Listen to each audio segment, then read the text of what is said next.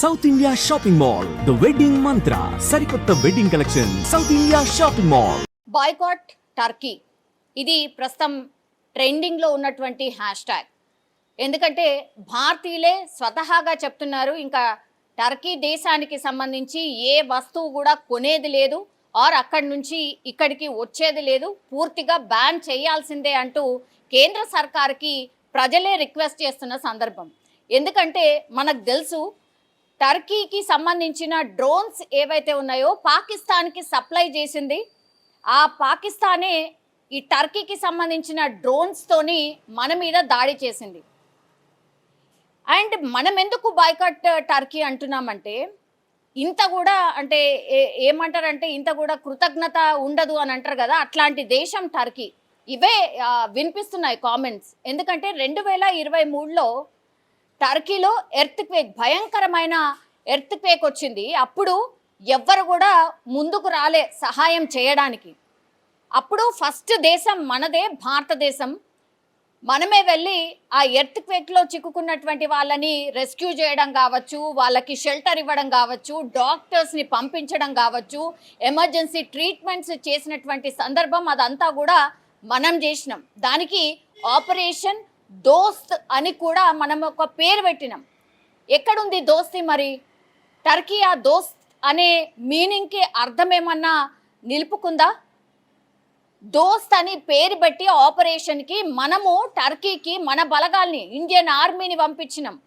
అక్కడ చిక్కుకున్నటువంటి వాళ్ళని రెస్క్యూ చేసే కార్యక్రమంలో భాగంగా టర్కీ దేశంలో మన వాళ్ళు 1000 మంది పోయినరు, ఇండియన్ ఆర్మీ వాళ్ళు. అదే ఇండియన్ ఆర్మీ మీద ఇప్పుడు పాకిస్తాన్కి డ్రోన్స్ పంపించి ఆ టర్కీ దేశంకి సంబంధించిన డ్రోన్స్ మన మీద దాడి చేస్తాయి. ఎక్కడుంది దోస్తానా? ఇదే ఇప్పుడు బాయ్కాట్ టర్కీ అనే దానికి ట్రెండ్ అవుతున్న దానికి హ్యాష్ ట్యాగ్ పెట్టడానికి రీజన్ కూడా అదే.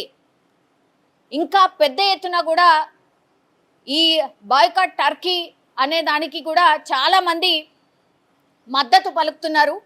సోషల్ మీడియాలో పూర్తి స్థాయిలో బ్యాన్ టర్కీ, టర్కీకి సంబంధించిన ఏ వస్తువు కూడా కొనడానికి కానీ అమ్మడానికి కానీ మన ఇండియాకి పర్మిషన్ అసలు లోపల, అంటే ఇండియాకి లోపల అమ్మడానికి వీల్లేదు. అట్లాగే మనం కూడా టర్కీకి ఏం కూడా పంపించొద్దు. ఇది భారతీయులు కోరుతున్నటువంటి సిచ్యువేషన్.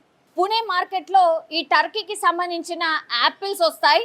అంటే జనరల్లీ అయితే టర్కీలో ఇప్పుడు యాపిల్స్ పండుతాయి కాబట్టి ఇప్పుడు టర్కీలో ఒక 3 నెలల పాటు యాపిల్స్ వస్తాయి. టర్కీ యాపిల్స్ మనము అంటే దిగుమతి చేసుకుంటాం. 3 నెలల పాటు వాళ్ళ బిజినెస్ సాగుతుంది, యాపిల్కి సంబంధించిన బిజినెస్. కానీ ఎప్పుడైతే పుణే మార్కెట్లో చాలామంది కస్టమర్స్ ఎవరైతే వెళ్ళి ఇది ఏం యాపిల్, ఇది టర్కీ యాపిల్ అయితే మాకు అక్కర్లేదు అని తీసుకోవట్లేదట. ఆ మార్కెట్లో అమ్మే వాళ్ళే చెప్తున్నారు, టర్కీ యాపిల్ అయితే మేము కొనమని చెప్పేస్తున్నారు. సో కస్టమర్సే కొనకపోతే మాకెందుకు, అయినా మాది కూడా భారతదేశంలో ఉన్న పౌరులే వద్దంటున్నారు, బిజినెస్ చేసే వాళ్ళు మేమెందుకు మరి టర్కీ యాపిల్స్ని తీసుకోవాలని. నిజం చెప్పాలంటే కూడా ఈ ఉగ్రవాదుల మీద మన పోరాటం చేస్తూ ఉంటే టర్కీ దేశం వెళ్ళి ఆ ఉగ్ర దేశానికి సహాయం ఎట్లా చేస్తుంది? మనము ఎర్త్క్వేక్ వచ్చినప్పుడు మనం ఎంత ఫ్రెండ్షిప్గా వాళ్ళకి హెల్ప్ చేస్తే వాళ్ళు చేసేది ఇది ఒక రకంగా ద్రోహమే కదా చేసింది. మరి అట్లాంటి వాళ్ళ ఈ వస్తువులు ఎందుకు కొనాలి అనేటువంటిది కూడా ఈ మార్కెట్కి సంబంధించిన వాళ్ళు చెప్తున్నారు. సో 1200 నుంచి 1500 కోట్ల టర్నోవర్ జరుగుతుందంట ఈ యాపిల్స్కి సంబంధించి. అట్లాంటిది పూర్తిగా ఇప్పుడు టర్కీ యాపిల్స్ని ఎవరు కొనేది లేదు, టర్కీ యాపిల్స్ దిగుమతి మాకు అక్కర్లేదు అని కూడా మార్కెట్కి సంబంధించిన వాళ్ళు చెప్తున్నటువంటి పరిస్థితి. అంటే ఫ్రూట్ మార్కెట్కి సంబంధించి. ఇంకా మిగతాది కూడా ఇప్పుడు అందుతున్నటువంటి డెవలప్ ఏంటంటే, చాలామంది అక్కడి నుంచి ఈ గ్రానైట్ రాయి కూడా మనం దిగుమతి చేసుకుంటామట టర్కీకి సంబంధించి. చాలామంది కూడా ఈ టర్కీకి సంబంధించి ఈ ఇంటర్నేషనల్లో ఉన్నటువంటి కొన్ని అంటే హైలీ కాస్ట్లీకి సంబంధించినవి, ఇంటర్నేషనల్ కి సంబంధించిన కొన్ని గూడ్స్ని మనము ఇంపోర్ట్ చేసుకుంటాం.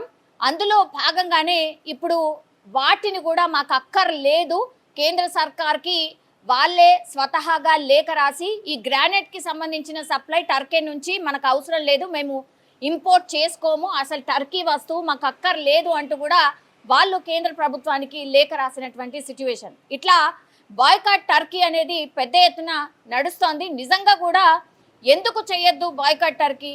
మరి మీకు చేసినటువంటి సహాయాన్ని మర్చిపోయి పాకిస్తాన్కి మీరు ఆయుధాలని సప్లై చేశారు అని అంటే ఇంకా దీన్ని బట్టే అర్థం చేసుకోవచ్చు. అంటే మేము మీతోని బాగానే ఉన్నాం, కానీ మా వెనకాల పొడిచి మీరు ఎవరితో అయితే ఉండద్దో వాళ్ళతోని మీరు అంట కాగుతూ మా మీదనే దాడి చేసిండ్రు. అట్లాంటిది మరి మీ వస్తువులు మాకెందుకు?